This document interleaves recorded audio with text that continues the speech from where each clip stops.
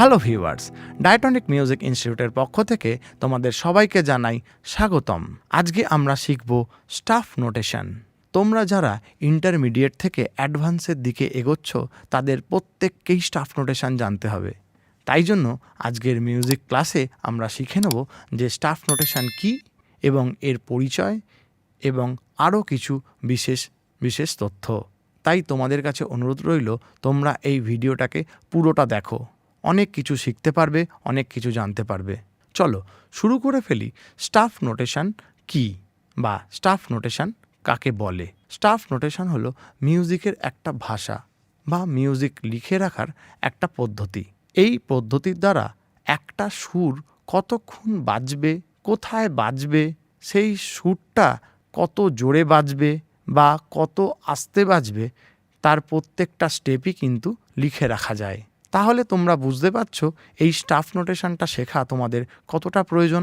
আমার মনে হয় যারা ইন্টারমিডিয়েট থেকে অ্যাডভান্সের দিকে এগোচ্ছ তাদের প্রত্যেককেই এই স্টাফ নোটেশনটা জানা প্রয়োজন। তাই আজকের ভিডিওতে আমরা আলোচনা করব স্টাফ নোটেশনকে কী করে পড়তে হয় বা স্টাফ নোটেশনের পরিচয়। চলো আমরা শুরু করে ফেলি যে স্টাফ নোটেশনকে কী করে পড়ব। দেখো, স্টাফ নোটেশনকে পড়তে গেলে সবার প্রথমে স্টাফ নোটেশনের বেসিক কয়েকটা জিনিস জানতে হবে। প্রথমেই জানতে হবে হচ্ছে লাইন অ্যান্ড স্পেস, তারপরে জানতে হবে হচ্ছে ক্লেভ, তারপরে জানতে হবে নোটের পজিশন এবং তারপরে জানতে হবে কি কি ধরনের নোটস আমরা এই স্টাফ নোটেশনে ব্যবহার করি। চলো আমরা প্রথমেই শুরু করে ফেলি যে স্টাফ নোটেশনকে আমরা কি করে চিনব। স্টাফ নোটেশনকে চিনতে গেলে আমরা সবার প্রথমে জেনে নিই লাইন অ্যান্ড স্পেস।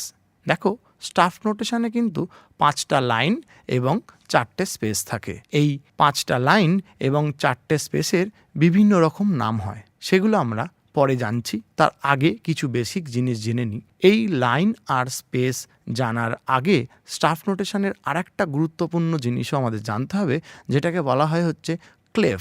স্টাফ নোটেশনের ক্লেভ এটা কিন্তু খুব প্রয়োজন। কেন? ক্লেভ যদি তুমি না জানো তাহলে তুমি বুঝতে পারবে না স্টাফ নোটেশনের কোন নোটটা কোথায় বাজবে।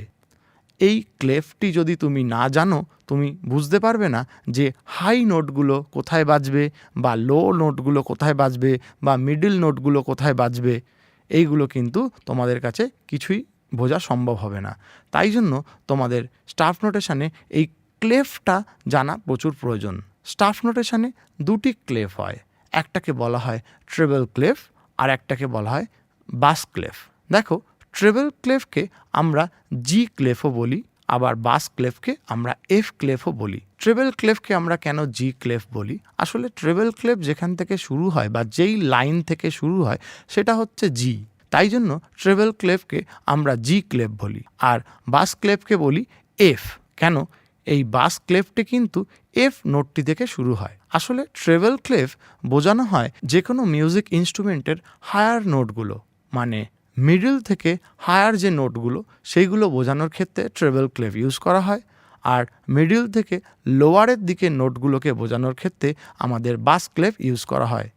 যদি আমরা গিটার দিয়ে দেখি তাহলে আমরা বুঝতে পারবো যে যত ইলেকট্রিক গিটার বা অ্যাকোস্টিক গিটারের নোটেশন হয় প্রত্যেকটা নোটেশনই কিন্তু ট্রেবল ক্লেভের ওপরে বেস করে থাকে। জেনারেলি আমাদের ইলেকট্রিক গিটার বা অ্যাকোস্টিক গিটারকে বুঝতে গেলে আমাদের কিন্তু ট্রেবল ক্লেভের ওপর বেস করেই চলতে হয়। হ্যাঁ, গিটারের আরেকটা ডিভিশন যেটাকে আমরা বাস গিটার বলি বা বেস গিটারও বলি, ওই গিটারটিকে শিখতে গেলে আমাদের বেস ক্লেভ প্রয়োজন হয়। তাহলে আমরা জানলাম যে ট্রেবল ক্লেভ এবং বেস ক্লেভের প্রত্যেকটা বিষয়। এবার এই ট্রেবল ক্লেভ এবং বেস ক্লেভের আরেকটা জিনিস নিয়ে আলোচনা করব।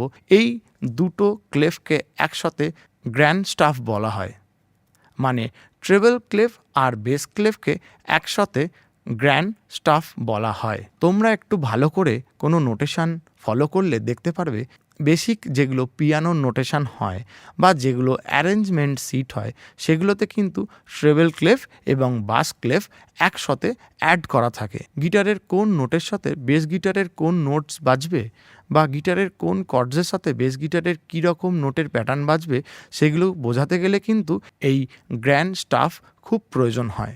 এই গ্র্যান্ড স্টাফটা কিন্তু খুবই ইম্পর্টেন্ট আমাদের মিউজিক কম্পোজিশনের ক্ষেত্রে বা আমাদের পিয়ানো নোটেশনের ক্ষেত্রে। তো গিটারিস্টদের এই গ্র্যান্ড স্টাফ সবসময় প্রয়োজন হয় না, কেন গিটারিস্টদের বেশিরভাগ নোটেশনই কিন্তু ট্রেবল ক্লেপের ওপর বেস করে চলে। স্ক্রিনে থাকা প্রত্যেকটা ডিটেলস তোমরা দেখতে পাচ্ছ এবং বুঝতে পারছ যে গ্র্যান্ড স্টাফ কাকে বলে, বা বেস ক্লেপ কাকে বলে, বা ট্রেবল ক্লেপ কাকে বলে। এইগুলো কিন্তু তোমাদের খুব মন দিয়ে বুঝতে হবে এবং খুব ভালো করে শিখে নিতে হবে, কেননা নোটেশন শিখতে গেলে প্রথম যেটা প্রয়োজন হয় এই ক্লেফ তোমরা যত ভালো করে বুঝবে বা জানবে, তত তোমরা আস্তে আস্তে বুঝতে পারবে যে কোন নোট কোথায় বা কতটা উঁচুতে বাজছে বা কতটা নিচুতে বাজছে। চলো এবার আমরা আলোচনা করব লাইন এবং স্পেস নিয়ে।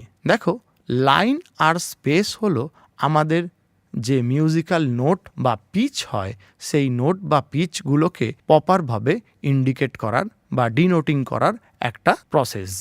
লাইন এবং স্পেসগুলোর মধ্যেই আমরা বুঝতে পারি যে আমাদের কোন নোটটার কি পজিশন এবং সেগুলোকে কীরকমভাবে বাজাতে হয়।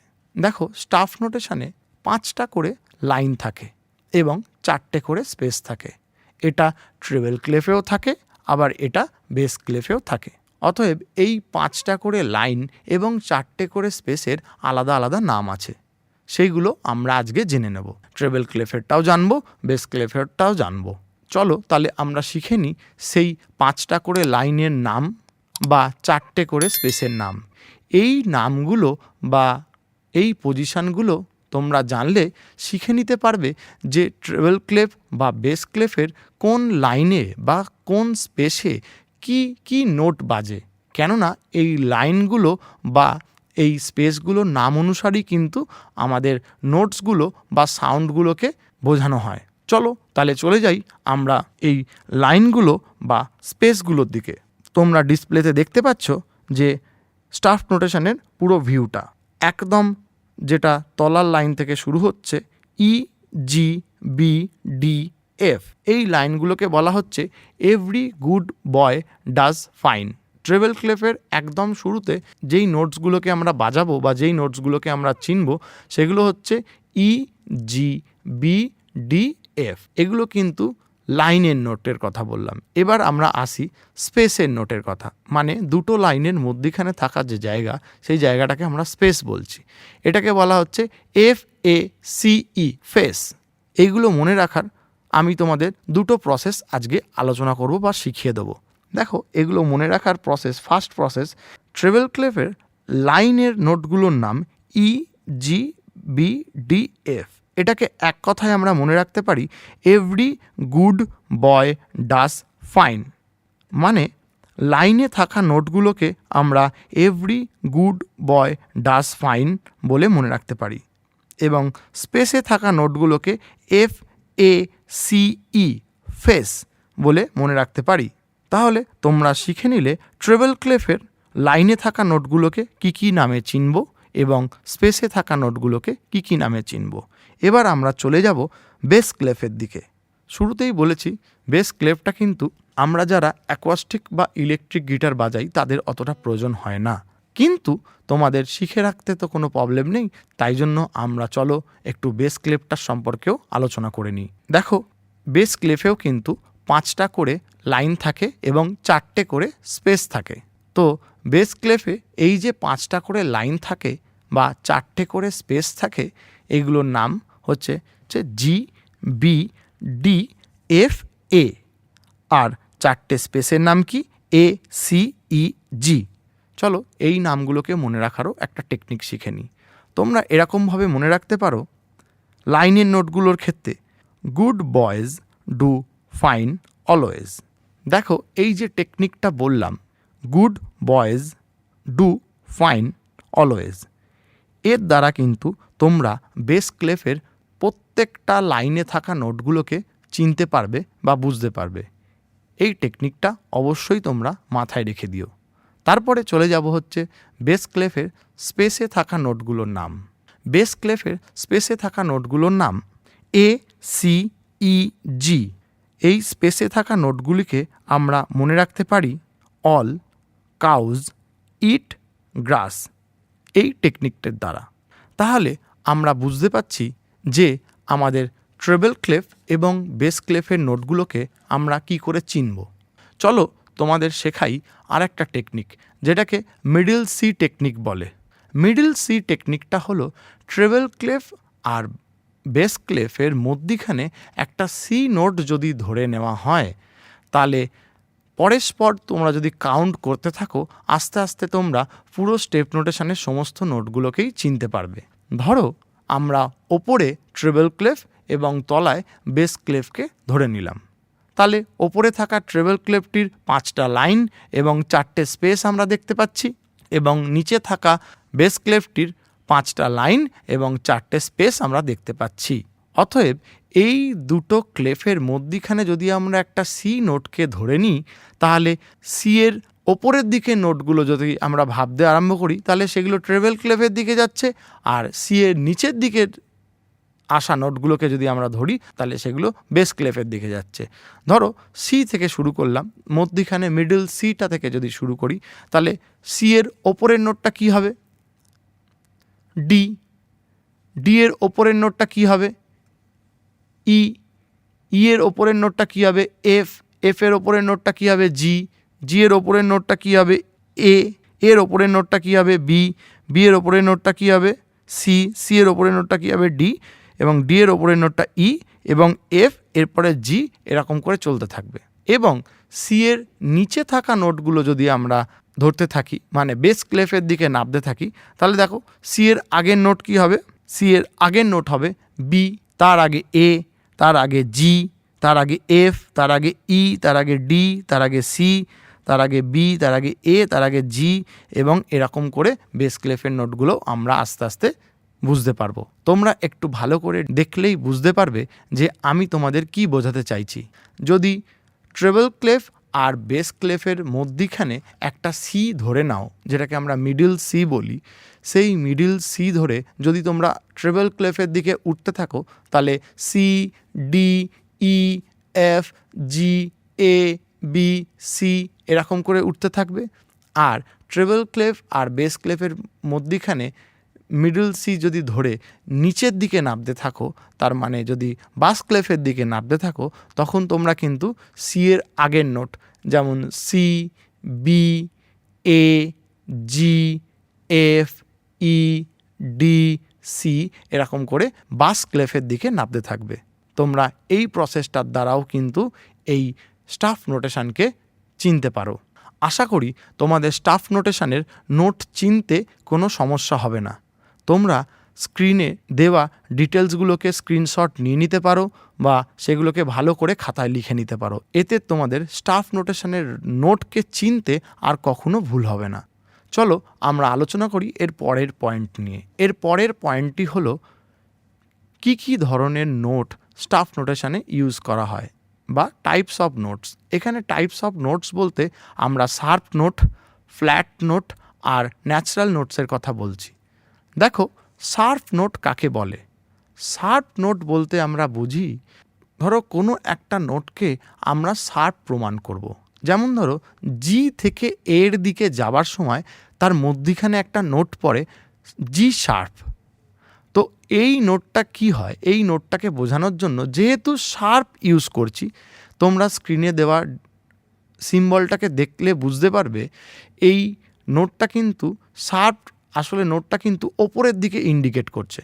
ধরো জি থেকে আমরা এর দিকে যাচ্ছি, ভালো করে স্ক্রিনের দিকে তাকাও, শার্প নোটটাকে দেখো, সিম্বলটা কিন্তু আসলে ওপরের দিকে ইন্ডিকেট করছে।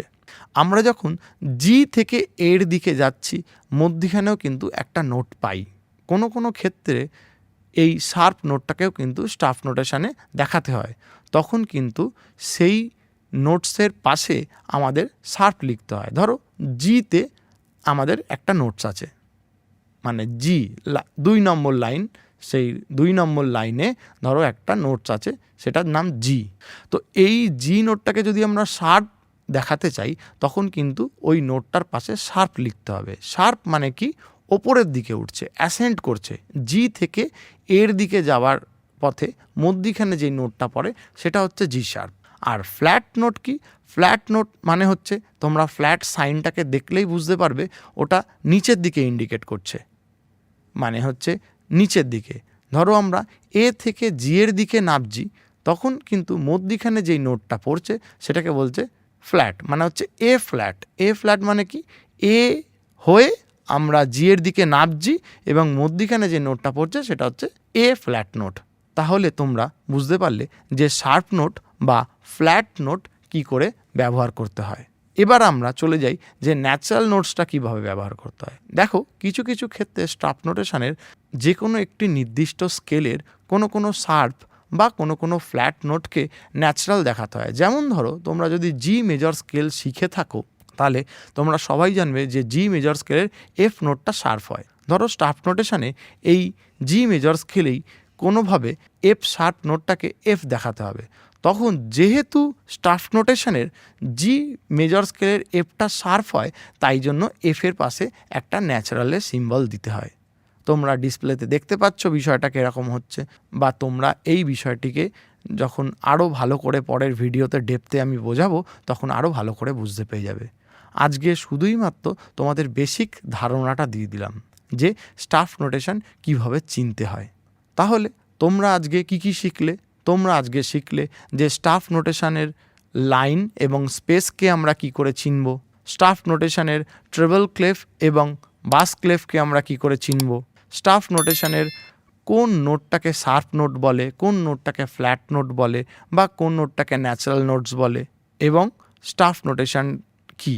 এই কটা পয়েন্ট আজকে তোমাদের এই ভিডিওতে শেখানো হলো। এর পরবর্তী ভিডিওতে আমরা স্টাফ নোটেশনকে আরও অনেক ডিটেলে নিয়ে আলোচনা করব। আজকের ভিডিও এটুকুই, দেখা হচ্ছে পরের ভিডিওতে। তোমরা ভালো থেকো, সুস্থ থেকো এবং আমাদের চ্যানেলের পাশে থেকো। Thank you.